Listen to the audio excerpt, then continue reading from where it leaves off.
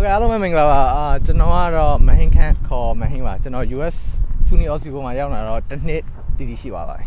Okay မင်္ဂလာပါကျွန်တော်ကတော့ကျော်တူလင်းခေါ်ကျော်ကြီးပါကျွန်တော်ကတော့သူ့ထက်တော့ဒီကို6လဆောက်ရတာပေါ့နော်ရောက်တာဒီကိုရောက်တာတစ်နှစ်ခွဲတော့ရှိပါပြီပေါ့ကျွန်တော်တို့ဒီဗီဒီယိုမှာကတော့ကျွန်တော်တို့အခုဒီ US ရဲ့ 3 biggest culture shock ကိုမျှဝေမှာဖြစ်ပါတယ်အခုကျွန်တော်ကကင်ဟောင်းမှာ page တွေတွားထုတ်ပြီးသွားရင်ကျွန်တော်တို့ခဏနေတနေရာရှာပြီးသွားရင်အဲ့ဒီအကြောင်းလေးဆွေးနွေးကြတာပေါ့နောက်မှထွက်မယ် bye bye ဟုတ်တယ် bye I can run away from you. Every step I take it's true. Falling when I think of you. Okay ကျွန်တော်တို့ဒီ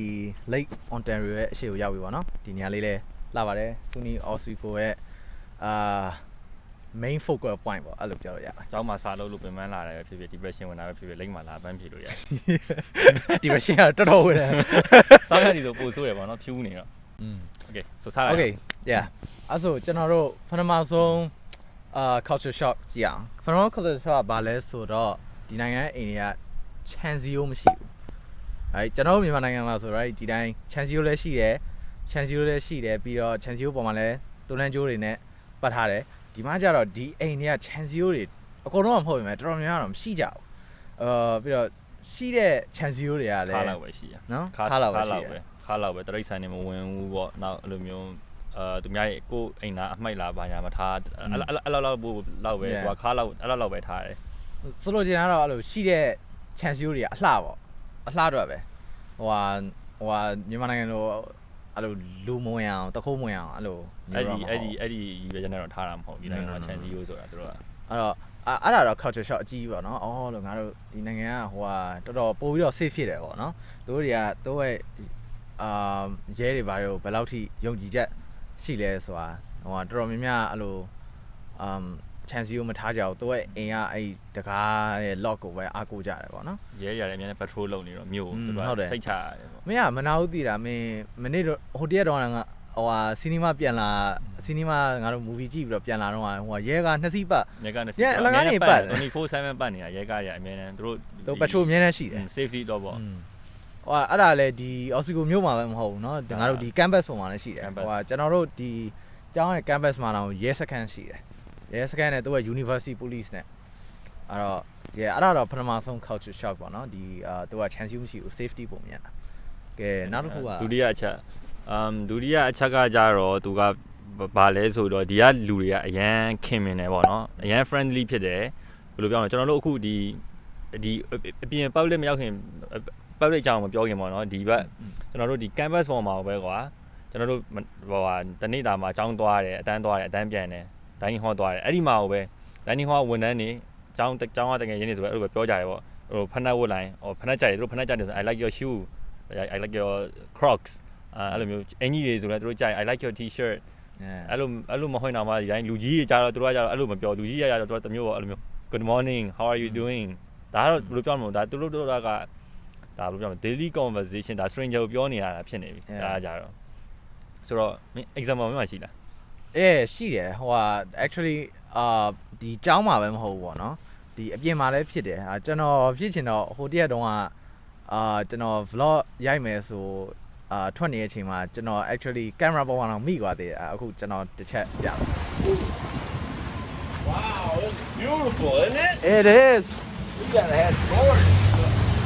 So အဲ့ video မှာတွေ့လိုက်တော့ပဲဒီတိုင်းကျွန်တော်အဲ့လူတွေမသိဘူးအဲ့တော့ကျွန်တော်တခါမှလည်းမမြင်ဘူးဒါပေမဲ့ဒီတိုင်းပြောတာပဲတကယ်ချင်းနေလို့ပဲတကယ်ချင်းတွေ့လို့ပြောလို့ပဲတို့တွေကအရင် relax ဖြစ်တယ်ပြီးတော့အားလုံးကကျွန်တော်ပြောလို့အဲ့လိုတို့နဲ့လူမျိုးမတူတာတောင်တို့ကလူမျိုးတို့တင်မကောက်တို့ကတကယ်ချင်းလို့ဆက်ဆံတာဆိုတော့အဲ့တခုလေးကတော်တော် culture shock ဖြစ်တယ်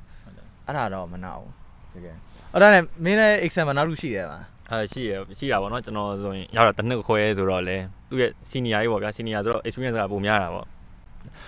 ဆိုတော့ကျွန်တော်ဆိုရင်ကျွန်တော်ရဲ့ example တစ်ခုတည်းရဆိုတော့ဒါကျွန်တော်တွားစီကန်းကပြန်လာတယ်ပေါ့နော်တွားစီကန်းမှာတွားတန်ရှင်းပါညာတွားတော့ပြီးပြန်လာတယ်ဆောင်းရဒီတွင်းမှာပဲဒီတိုင်း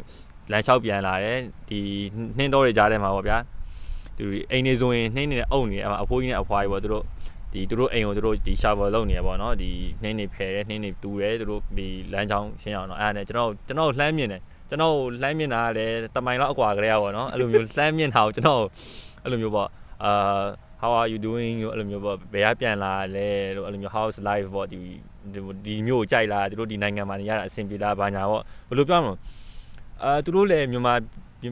ပြည်လိုပါပဲဒါဧည့်သည်တွေကိုဘယ်လိုပြောမလဲဒီပြပဧည့်သည်တွေပေါ့ပြပဧည့်သည်လို့ပြောမှာပေါ့နော်ပြပဧည့်သည်တွေသူတို့အဲ့လိုပဲဂယူးဆိုင်ပါတယ်အဲ့လိုမေးတယ်ပေါ့နော်ဒီနိုင်ငံမှာနေရတာအဆင်ပြေလားဒီမှာနေရတာကြိုက်လားအဲ့လိုမျိုးနေမေးတယ်သူတို့လည်းဆိုတော့ဒါကတော့ကျွန်တော်ရဲ့ experience ပေါ့နော်အခု နောက် factor တစ်ခုကကြတော့ portion size ဆိုတော့မပိုက်စားလားပိုက်စားငါမနဲ့စားစားတယ်အတူတူပဲပေါ့နော်နိုင်ငံတော့မနဲ့စားလည်းမစားရသေးဘူးဆိုတော့အခုပြောမယ် topic နောက်ဆုံး topic ကလည်း portion size ဆိုတော့ကျွန်တော်တို့အခုတစ်ခါနဲ့ McDonald ကိုတွားပြီးတော့ portion size ကြီးကြည့်လိုက်တာပေါ့ဟိုရောက်မှဆိုရင် see you Every step I take it's true Falling when I think of you When I think of you I can run away โอเคဆိုကျွန်တော်တို့ McDonald ရောက်တော့ကျွန်တော်တို့မုံမှာပေါ့နော်မုံမှာဆိုတော့ကျွန်တော်ကတော့ဒီ large display panel ကြီးမှာသွားမှားလိုက်တယ်အမှ touch screen ဗျာအဲ့ဒါအကုန်လုံးပုံနေကြည့်ပြီးတော့ကျွန်တော်စားချင်တာအကုန်မှားလိုက်တယ်မှားပြီးတော့9မိနစ်လောက်နေတော့အကုန်လုံးကျွန်တော်တို့လာပြီးတော့ပေးသွားတယ်ပေါ့နော်ဆိုဒီမှာတွေ့လို့ပဲကျွန်တော်တို့ဘာဂါအကြီးနှစ်ခု Friday ရော20 McNugget each အကုန်လုံးပြီးတော့အချွေရစားအကုန်လုံးမှာပေါ့နော်ဒီမှာဒါပေမဲ့တွေ့လို့ပဲဒီအချိုခွက်တွေက empty ဖြစ်နေတယ်ဟိုကချိုရမပါလာဘူးကျွန်တော်ကဘာလုပ်ရလဲဆိုတော့အဲ့ခွက်တွေကိုယူပြီးတော့ drink station ကိုသွားတယ် drink station မှာကိုကြိုက်တဲ့အချိုယူကြိုက်လောက်ယူတောက်ကုန်သွားရင်လည်းပြန်ပြီးတော့ဖြည့်ကျင်တယ်ဆိုထပ်ပေးစရာမလိုဘူးအဲ့ drink station ကိုပြန်သွားပြီးတော့ထပ်ဖြည့်လို့ရတယ် so အဲ့တခုလည်း culture shock ဖြစ်ရပါတော့ဒီ America မှာသူက portion size တွေကြီးအောင်နေမကောက်ဘူးဒီ drink တွေဆိုရင်လည်း unlimited refill ကျွန်တော်တို့ခဏပေးစရာမလိုဒီမှာတွေ့လို့ပဲကျွန်တော်တို့အများကြီးပဲဝယ်ထားရဆိုတော့ပတ်စံအများကြီးကုန်တယ်လို့ထင်တယ် right ဒါမှမဟုတ်ဘူးဗျကြော်ကြီးချက်ပြောပြပါမဟုတ်ဘာလို့ဆိုတော့ကျွန်တော်တို့ကအခုရောက်နေတာကဒီဘက်အမေရိကမှာဆိုတော့အကုန်လုံးမြန်မာငွေဈေးကို convert လုပ်ပြီးတွက်နေမယ်ဆိုတော့အကုန်လုံးကဈေးကြီးနေမှာပဲဘာလို့ဆိုတော့အခုကျွန်တော်တို့အကုန်လုံးဒီ meal အကုန်လုံးကဒါကျွန်တော်တို့ large မှာထားတာ large ကိုမှကျွန်တော်တို့20 nuggets တယောက်တစ်ဘူးစီထပ်ပါသေးတယ်ပေါ့နော်အဲ့ဒါကိုအလုံးပေါင်းခြုံလိုက်မယ်ဆိုရင်$26 1% each ပဲတော့မယ်ဆိုရင်တယောက်ကို$13ပဲကျမယ်အဲ့ဒီ$13ဆိုတာဒီအမေရိကမှာဒါကျွန်တော်တို့ဆိုရင်ကျောင်းသားဗျာကျောင်းသားကျွန်တော်တို့ဒီ dining hall ကျွန်တော်တို့ dining hall မှာကျွန်တော်တို့အလုပ်လုပ်ရတယ်တနိုင်ရော$13.2ဆိုတော့ကျွန်တော်တို့ဒါတနိုင်အလုပ်လုပ်ရုံပဲဘာမှပြင်မှအလုပ်တာလည်းမဟုတ်ဘူးဗျာဒီ dining hall မှာတနိုင်ပဲအလုပ်လုပ်ဝင်ကျွန်တော်တို့ဒီMcDonald မှာဒီ large meal ကို20 nugget နဲ့စားလို့ရတယ်ပေါ့ဆိုတော့ဈေးကြီးရလို့လည်းပြောလို့မရဘူးပေါ့နော်ဒါတော်တော်တန်တယ်လို့ပြောလို့ရတယ်ပေါ့ကဲဆိုကျွန်တော်တို့လည်းစားပြီးသွားပြီဖိုက်တွေလည်းတင်သွားပါပြီပြီးတော့ portion size တွေရမ်းကြီးလို့လည်းကုန်ပါဘူးပါစင်ရုပ်ရှင်ကြည့်ရင်စားကြတာရုပ်ရှင်ကြည့်ရင်စားကြမယ်ဒီဗီဒီယိုလေးอ่ะပေါ့နော်ဒီမြန်မာနိုင်ငံနေလာတဲ့တောင်းတာတွေပေါ့ဒီ US ကိုရောက်ရင်တို့တွေ့ကြုံနိုင်မယ်ဒီ culture shock တွေอ่ะပေါ့အကြီးကျွန်တော်တို့ဘယ်လိုပြောမလဲအကြီးဆုံး၃ခုပေါ့ကျွန်တော်တို့ရွေးပြီးတော့ပေါ်ပြတာနော် yeah ဒီဗီဒီယိုကတော့ဒီလောက်ပါပဲဒီဗီဒီယိုလေးကိုကြာရင်တော့လာမလေးနဲ့ comment လေးမှန်းခဲ့ပေးပါပြီးတော့ကျွန်တော်နောက်ဗီဒီယိုမှာပြန်တွေ့ကြအောင်ဗျာ bye bye ဒီပြန်စဉ်းစားကြည့်ပါအခုငါတို့ဒါမှာတယ်ခုနက20 large burger ဘာမှမဟုတ်ဘူးဒါလည်းတော့ဘယ်ကောဘယ်ဆိုပြီးသွားလဲ